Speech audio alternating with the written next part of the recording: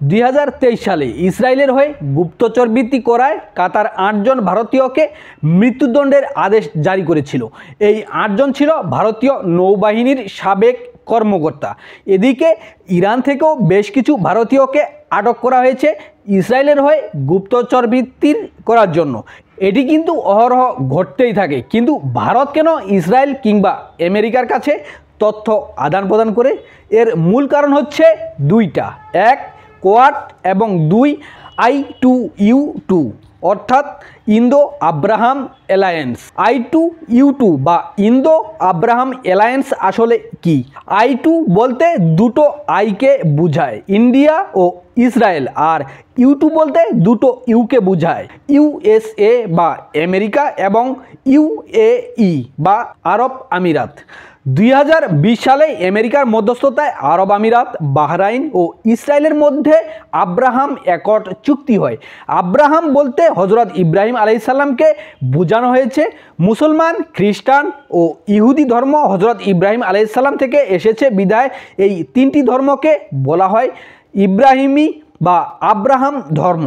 এজন্য আরব আমিরাত, বাহরাইন ও ইসরায়েলের মধ্যে আব্রাহাম অ্যাকর্ড নামে চুক্তি হয়। আমেরিকার সংখ্যাগরিষ্ঠ জনগোষ্ঠীও আব্রাহাম ধর্ম থেকে আসা।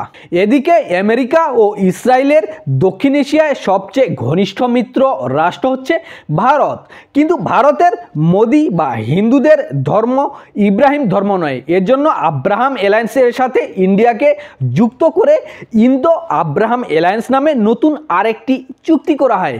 ইন্ডিয়া, ইসরায়েল, আমেরিকা ও আরব আমিরাত এই চার রাষ্ট্রের একটি কৌশলগত জোট হচ্ছে I2U2 বা ইন্দো আব্রাহাম অ্যালায়েন্স, যেটি 2022 সালে গঠিত হয়। মিডল ইস্ট, পশ্চিম এশিয়া ও দক্ষিণ এশিয়া এই জোটের কার্যক্রম রয়েছে। বলা বাহুল্য যে বাংলাদেশের নতুন কিছু লোক গজিয়েছে, যারা বাংলাদেশের সাধারণ মানুষকে বিভ্রান্ত করার জন্য প্রচার করছে যে ভারতীয় আধিপত্য ঠেকাতে আমেরিকাকে বাংলাদেশে নিয়ে আসতে হবে।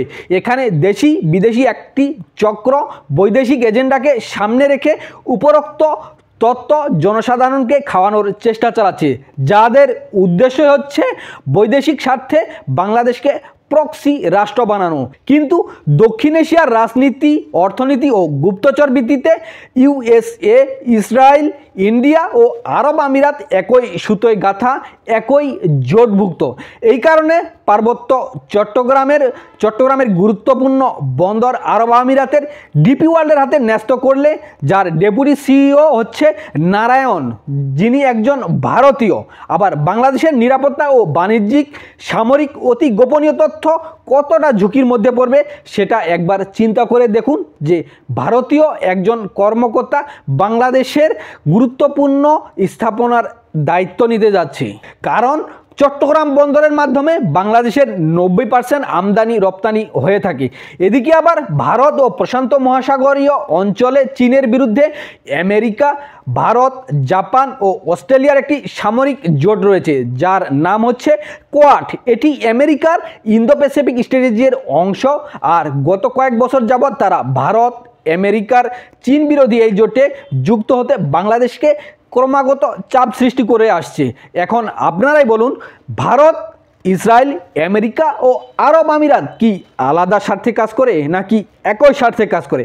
এখন আপনাদের কাছে প্রশ্ন হলো, উপরোক্ত কারণে আমরা যদি আরব আমিরাতের DP ওয়ার্ল্ডকে বাংলাদেশের বাণিজ্যিক প্রবেশপথ চট্টগ্রাম বন্দরের দায়িত্ব দিয়ে দেই, হস্তান্তর করি, তাহলে সেটা কি বাংলাদেশের স্বার্থে কাজ করবে নাকি ভারত, আমেরিকা, ইসরায়েলদের স্বার্থে কাজ করবে?